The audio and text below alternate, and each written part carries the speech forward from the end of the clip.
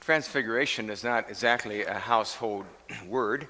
Not many of us walk around the house or walk around work talking about how we are going to transfigure things. Or you don't necessarily hear someone shout out, "I've had a moment of transfiguration." You might hear the words revelation or epiphany or transformation, but not exactly transfiguration. However, the word might be a little more natural when it's connected to nature. For instance, we've all witnessed a beautiful transfiguration of a landscape with the position of the sun casting different colors over the hills, the mountains, the farmlands, and the lakes. The sun and the sky and their glory can literally change the appearance of what's beneath them. They transfigure something into even more beautiful and elevated than it originally was.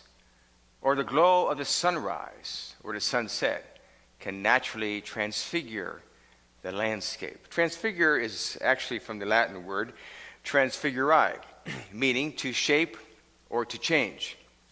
On the eve of Lent, we look at this subject of transfiguration in the Bible, one that has multiple meanings and mysteries in the realm of life. Not too long after Jesus informed his disciples of the confrontations and the conditions that would lead him to the cross, he took 3 of his disciples, Peter, James, and John, up into the highest height of a particular mountain, where all of a sudden, before their very eyes, there was a radiant glow in the face and in the garments of Jesus. Our lesson from Mark, read by Robin today, tells us that Jesus' face shone like the sun, and his clothes became white as light. As an aside, I was reminded of the story, and some of you may have heard it, about the 19th century English preacher Charles Spurgeon, when teaching a seminary class on the art of preaching, said to his students about the subject of heaven and hell, "When you speak of heaven, let your face light up with a heavenly gleam. Let your eyes shine with a reflected glory. And when you speak of hell, well, then your everyday face will do."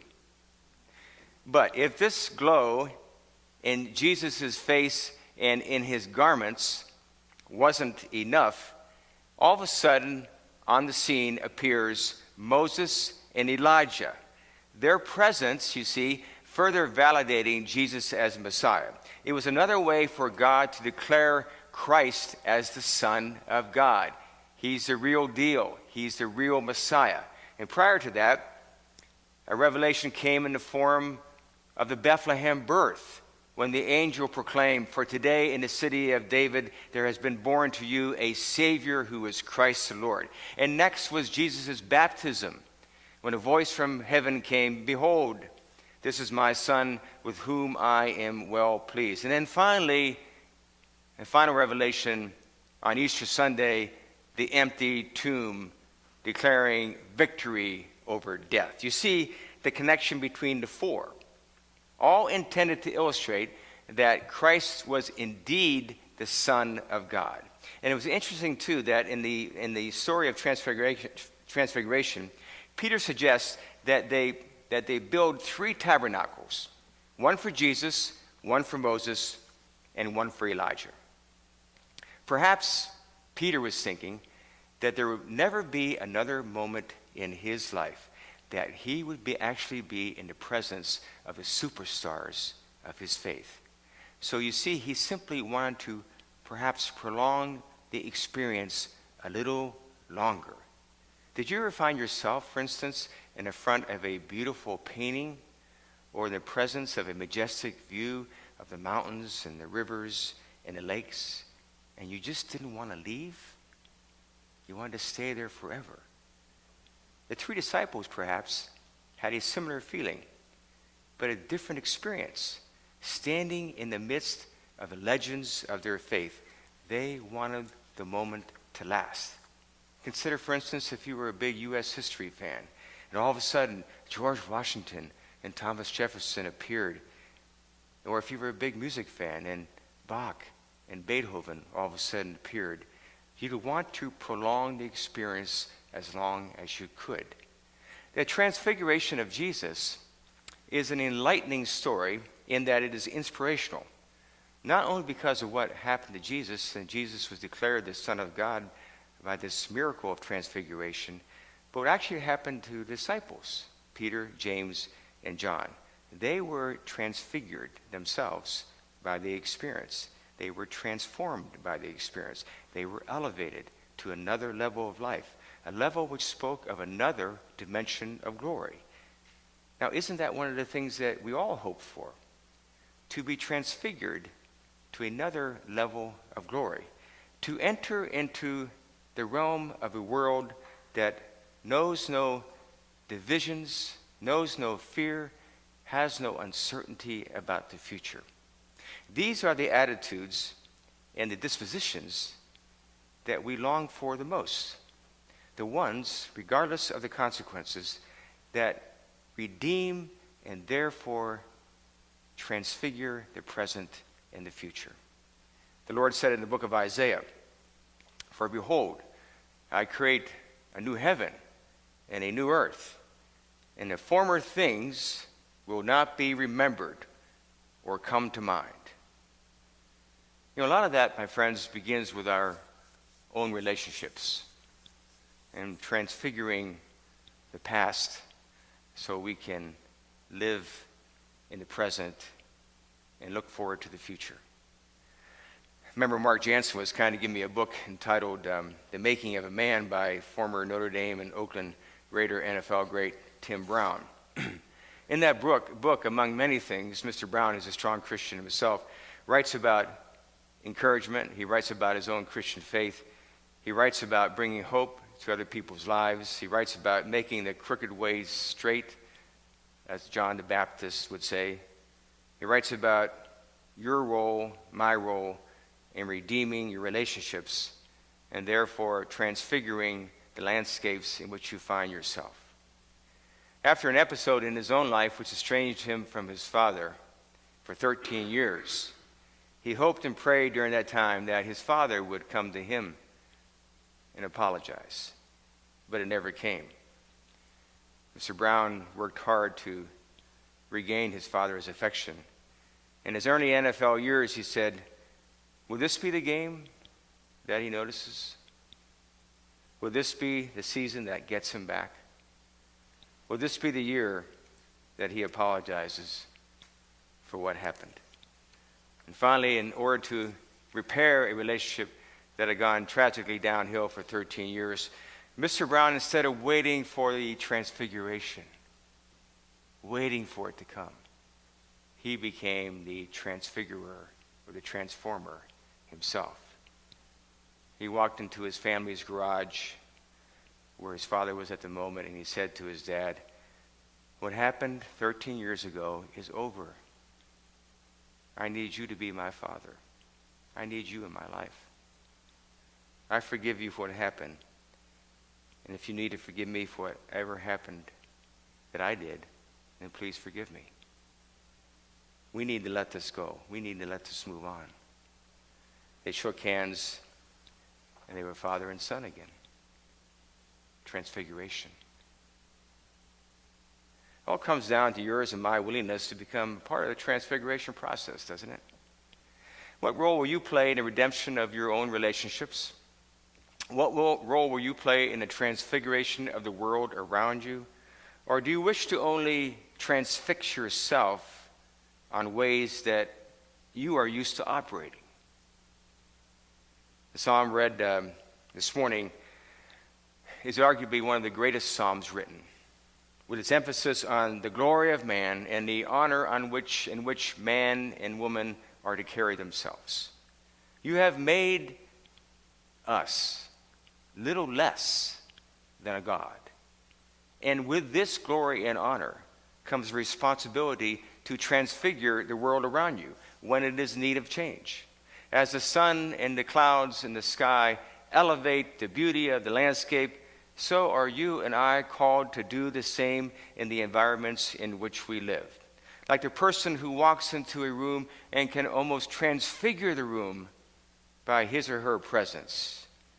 so are you and I called to walk into a situation and transform the conditions which are in need of transformation, to lift other people's hopes in times of discouragement, to build confidence in others when confidence is lacking, to promote justice over injustice, to treat others as Jesus would treat you.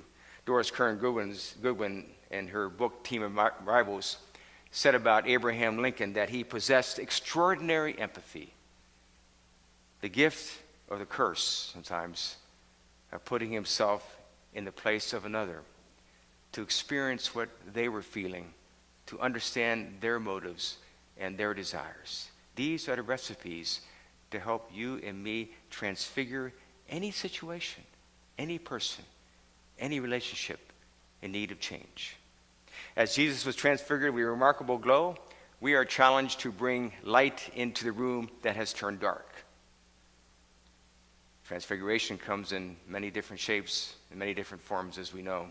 When I read about Kansas native and Topeka High School basketball player and legendary University of North Carolina basketball coach Dean Smith, who passed away last week, I thought of a man who helped to transfigure the attitude of his own community in Chapel Hill, and his own friends in Chapel Hill, by walking into a whites-only restaurant with one of the university's African-American North Carolina students.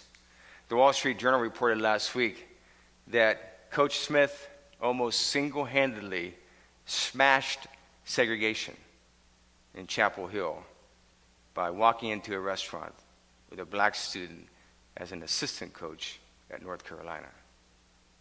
Member John Curry grew up in the congregation of which Dean Smith was a member, and referred to not only Coach Smith's beliefs and principles when it came to the issue of civil rights, but also to his own pastor in Chapel Hill, Dr. Robert Seymour, who similarly took courageous stands. You should never be proud of doing what's right, said Dean Smith. You should do what's right. And this is one of the ways in which we transfigure our own universe, by doing what is right. Martin Luther King once said that for some strange reason, I can never be what I ought to be until you are what you ought to be. This is the way God's universe is made. This is the way it's structured. And in order to be what we ought to be, we need to respond to the glory and honor of God bestowed upon us by contributing a special glow to the landscape in which we find ourselves. Our responsibility as Christians is to turn darkness into light. The Gospel of John tells us, in him was light, and his light was the light of all humanity, a light that shines in darkness, a light that darkness could not overpower. Vietnam veteran and author Tim O'Brien, in his book, The Things They Carried, a provocative insight into the emotions of courage and fear in war, relates a poignant passage about the transfiguration of nature in the midst of war, and how we long to transfigure a world that always seems to be at war. He writes, "At the hour of dusk, you sit at your foxhole and you look out onto a wide river turning pinkish red. And at the mountains beyond, you find yourself studying the fine colors of the river. You feel wonder and you feel awe at the setting sun. And you are filled then with a hard, aching love for how the world could be and always should be, but isn't." This is where, my friends, the Christian faith distinguishes itself. Although we know that the world is not where it should be, we never lose hope, do we? We never lose faith. The Dean Smiths, the Robert Seymours, the Tim Browns of the world, and many others, they teach us to transfigure our universe into something that God intended it to be. We heard in 2 Corinthians this morning, light shall shine out of darkness is the one that has shone in our hearts. May the words of my mouth and meditation of my heart be acceptable unto you, O Lord, my rock and my redeemer. Amen.